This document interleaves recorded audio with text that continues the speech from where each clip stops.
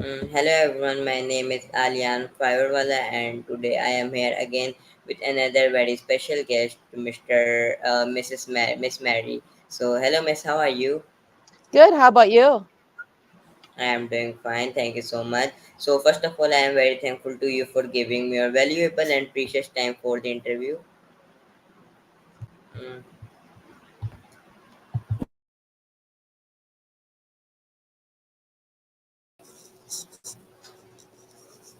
All right. Sorry about that. I lost you for a second. can you hear me? Yep. Okay, so first of all, I am very thankful to you for your valuable time and coming in my interview. Thank you so much for coming. Not a problem. It's my pleasure. Thank you so much. Okay, so before moving on a question, can you please introduce yourself? Yes. My name is Mary Stanley. I'm a certified hypnotherapist, NLP specialist, and integrative behavioral specialist, among many other things. And I specialize in working with mental health issues in kids.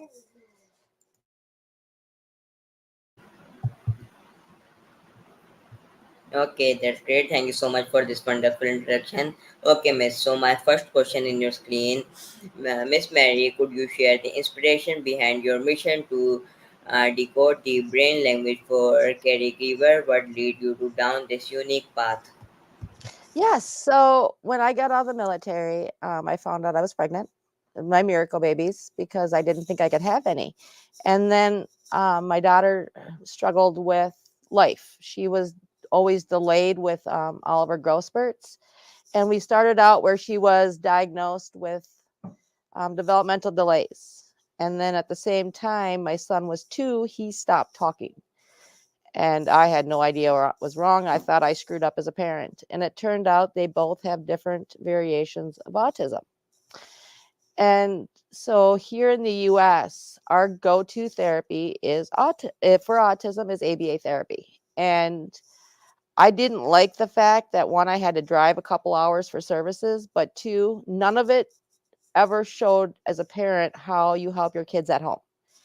And then COVID hit, so I ended up thankfully having all this training available that was normally in person all over the world available to me online. So I started down a huge rabbit hole of learning different procedures and modifying them in a way to help as a parent, but also helping professionals at the same time, understanding how these kids, the simple way to explain them is their brains are just wired differently. And once you learn that and understand what they need to learn, you open up the whole world.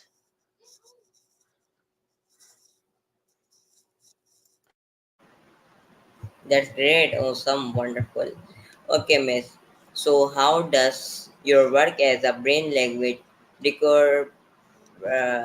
Sorry, it repeat by mistake. Okay, so my next question is in the world of caregiving, what are some common challenges that a caregiver face when trying to provide effective support for children? The very biggest challenge and the first challenge is looking at your children as children. A lot of us look at one, what did we do wrong as parents? Thinking, what is it, vaccines? There's so many conspiracy theories about what causes autism and special needs. And then two is looking at them like they're not broken, because they're really not. Once you start to learn who they are and you look at them who they are and not who you would want them to be, and I always start out with the joke that, you want your kids to be healthy, you want them to be happy, and most parents say they want their kids to be smart. Reality, you really don't. You want them happy, healthy, and mediocre. Because when you have smart kids, especially when they're on the spectrum, you spend a lot of time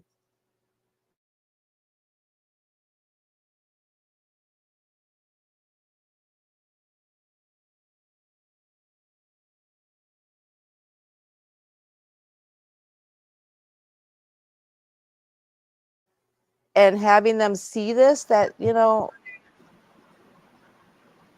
allowing them to express themselves their own way and not doing everything for them. That's the biggest challenge because a lot of parents like talk for their kids because they don't always talk, and letting them open up and being able to speak is huge because most kids learn really quick, especially when they're on the spectrum. They're usually very, very, very smart, and they learn how to manipulate you. And they know if you talk for me, I'm not going to say a word.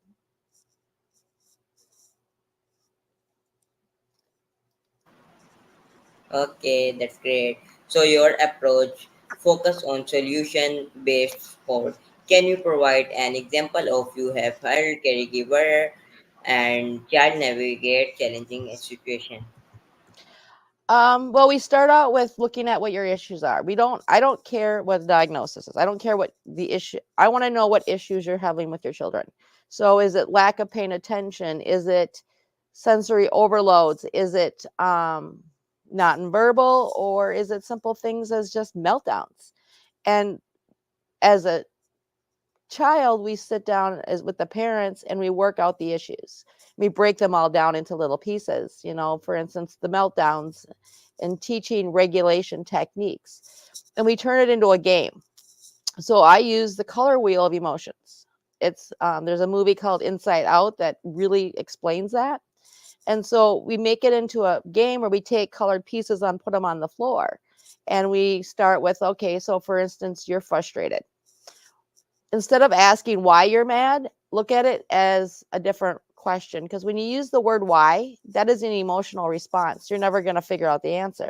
If you ask what caused you to get frustrated, there's your logical reproach. So now you can look at that issue. For instance, you're trying to build a tower and it keeps falling over. That's what caused you to get mad. So now what do you need to do to calm yourself down? And you start out like mad, you're red. Now you can play hopscotch or walk the different colors to get to calm, which is yellow, or green, which is happy. Now what do we need to do to calm you down? Is it singing a song? Is it redirecting? Is it, and letting them pick and choose what works for them and that moment helps them. And as you're doing this, you're coming up with ideas and solutions. And this doesn't happen overnight. This is a process that takes a little bit of time because you're retraining their brains, and you're also retraining everything else and how you deal with the things. A big problem is we try to help solve the solutions in the middle of having it. So they're not learning how to self-regulate. A lot of times they just need to be left alone and let them deal with it themselves as long as it's in a safe environment. Another thing is I create scripts. It's a version of hypnotherapy, but it's not. It is like a meditation that I play over music with frequency sounds and binaural beats. You play at night to help them calm down. So, one of them, we do it in story format, and we have the parents record them in their voice as a story, and they play it at night for them to help relax, calm down, get ready for bed to help them sleep. It's everything is fine-tuned for your situation and what works, what don't work, and we modify as it goes because each kid's unique.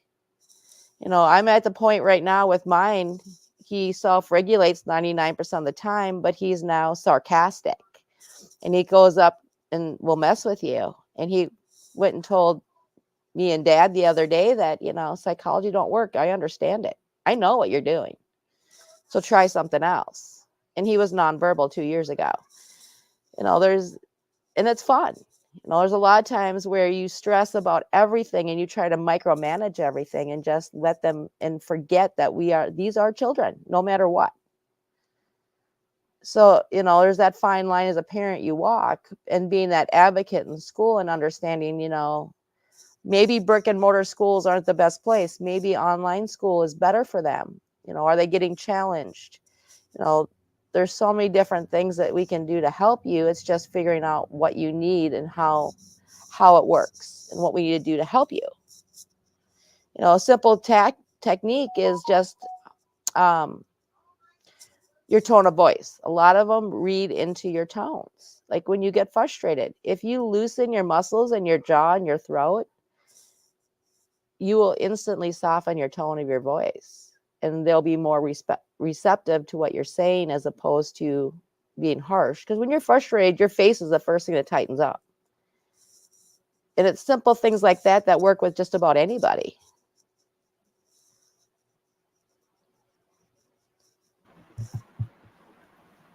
Exactly, very nice and very wonderful, great answer. So, Miss, in your experience, what role does emotional intelligence play in caregiving, and how can caregiver develop these skills to better support children? Um, Emotional intelligence is crucial in everything you do.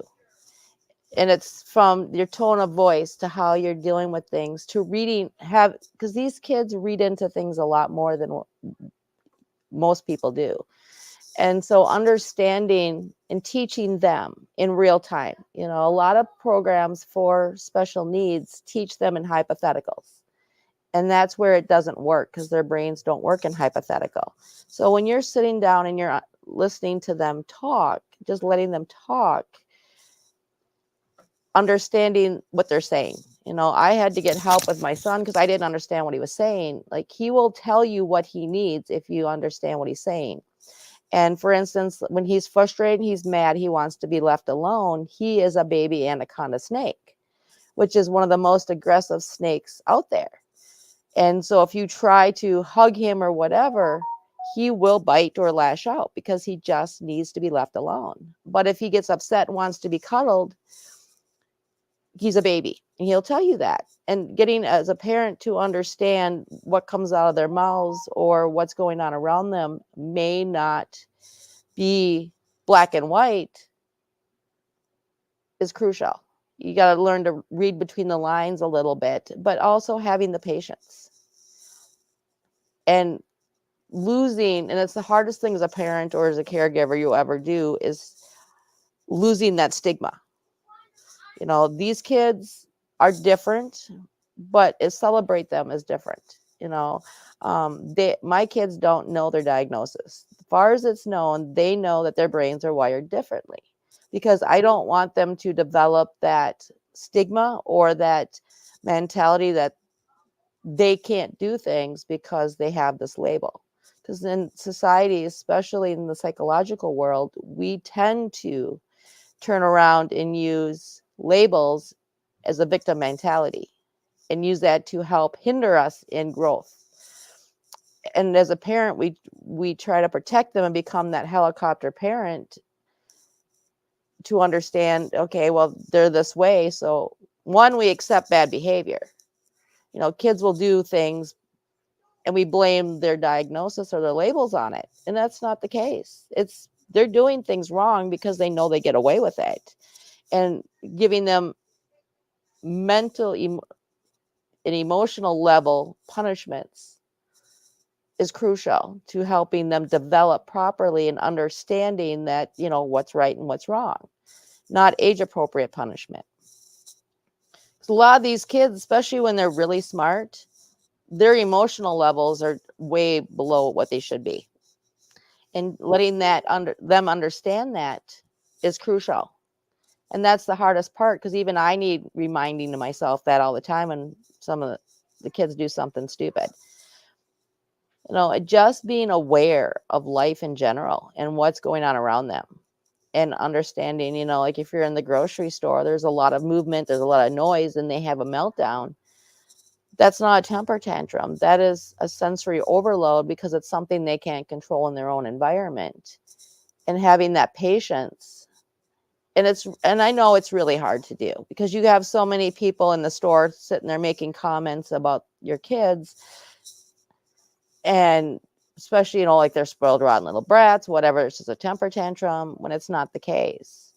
And being able to just stop what you're doing for a moment, take that breath and not worry about what everyone else thinks around you, and just making them your tunnel vision priority to help them calm themselves down, and making sure you carry that pack with you, the things that help them regulate and calm down is crucial.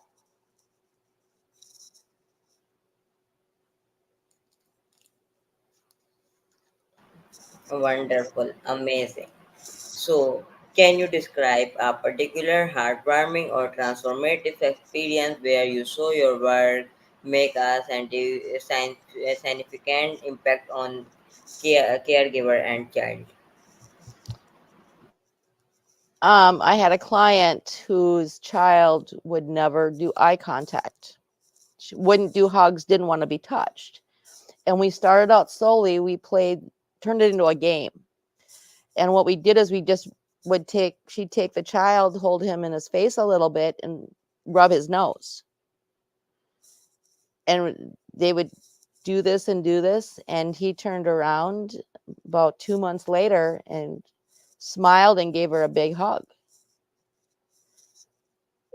No, she went from not having any physical contact with her son to now, he gives her hugs and wants to go sit in her lap because they're learning. But and as you're playing with them, another story is we had the good COVID story in our house where my son, when he was diagnosed, dad had a hard time with him because dad kept seeing him as broken.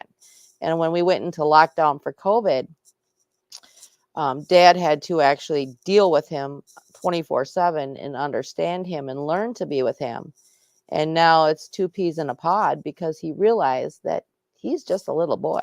Pain in the butt, great kid, depending on what day it is. He's great. That's where a lot of parents missed the mark when it came to lockdown, was being able to spend that quality time with their kids to see them for who they are.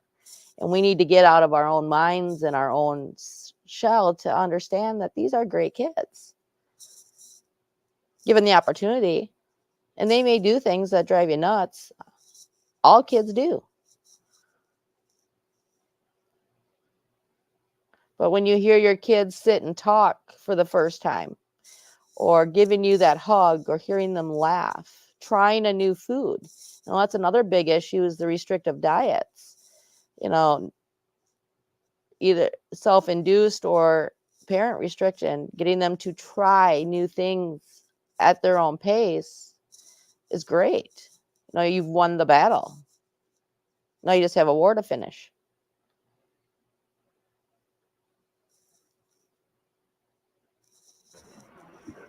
Wonderful, amazing. So, brain development in children is a fascinating topic. What insight or finding have you uncovered that can help caregiver nurture healthier brain development? Communication, for starters. Talking to them like they're they're there. A lot of professionals, a lot of people tend to make comments or talk about these kids even though they're sitting there in front of you, but you don't see them. Sitting down and actually talking to them, showing them that respect, you know, giving opening up with them, giving them that one-on-one attention that they need at what works for them. A lot of us will go to play a game and we'll want them to do it our way. Let them show you what they like in their own way. And even if you're just sitting in the same room with them, that bond will increase and they will open themselves up. And it doesn't take overnight. It takes a process. Well, like I tell parents, there's no quick fix. Patience is crucial, and respecting them, because so many of us forget that they have ears, eyes, and a mouth. They may not speak it, but they hear and observe everything you say around you. And understanding that is crucial, especially with kids in this day and age. They're so inundated with electronics and media and so many things that they're not getting that chance to actually unwind for the day or slow their brains down. And having that opportunity to sit down with them and just communicate and see where they're at, see what's going on, and talking to them. You know, we forget all that.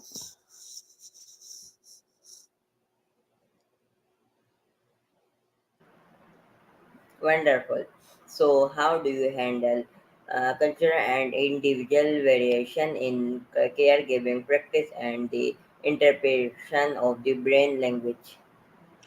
For the most part, your brain language is the same no matter where you live. Brains are the brains.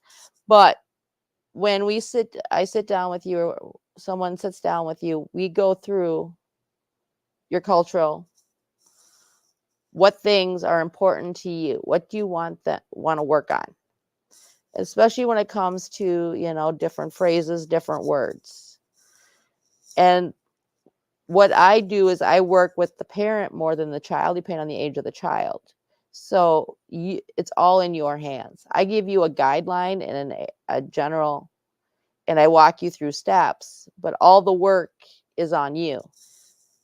And so we sit and fine tune. There is no one size fits all template of how to deal things. So if something's not working, we can change it. And if something is different for your culture, we'll modify it. And if I don't know, I will ask you to help me figure out a way to make it work. Because we all have different cultures and faiths and religions and things. And there's no way for me to know all of it. So we sit down and we work with you. What do you want? What's your end result? What do you want to see happen? What do we need to do to interpret this? How do we put this together for you in a package that works for you?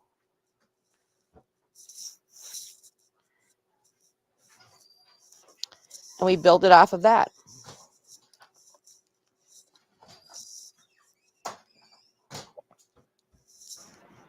Wonderful. Okay, Miss. So my last question is, as a passionate advocate, for caregiver and children, what debate or project are you currently involved in, and how can others join your cause to make a difference? So I branched out from working with just people, from working with families to working with professionals, the teachers, the coaches, therapists, individuals, social workers, individuals that work with kids on a regular basis. Because the parents can only do so much, and they go to school, they do whatever in the society. We need them both, everybody on the same page, working together. I am part of Optimize My Life, which is a live talk radio show. And we hold different shows for different things. I'm relaunching my special needs show. I'm on all social media platforms.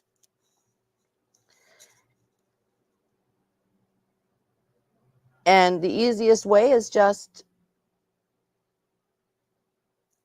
making sure when you educate yourself that it is fact based education and not following everything that everyone says, because one of the first things people tell you when your children's diagnosed with an issue is you need to eliminate this and this out of your diet. Get rid of sugar, get rid of gluten, get rid of this and get rid of this, and it's going to fix it. 99% of the time, unless they have that allergy to that particular food, that's not going to change anything. And so there's so many, and then you've got the rumors of vaccines causing issues. You got this and this. So understanding the issues and understanding what the issues are is crucial, and making sure that your sources are all replicable, that can be duplicated and not run based on myths only or false conspiracy theories.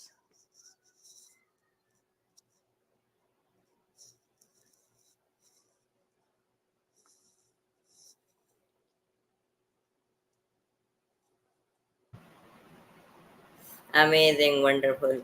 So, Miss, I am again very thankful to you for coming in my show and sharing your knowledge and experience with us. I hope everybody learned something new with your speech, with your talk. Thank you so much for your time.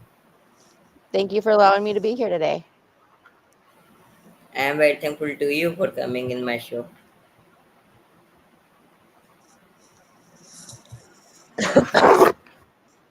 Thank you so much.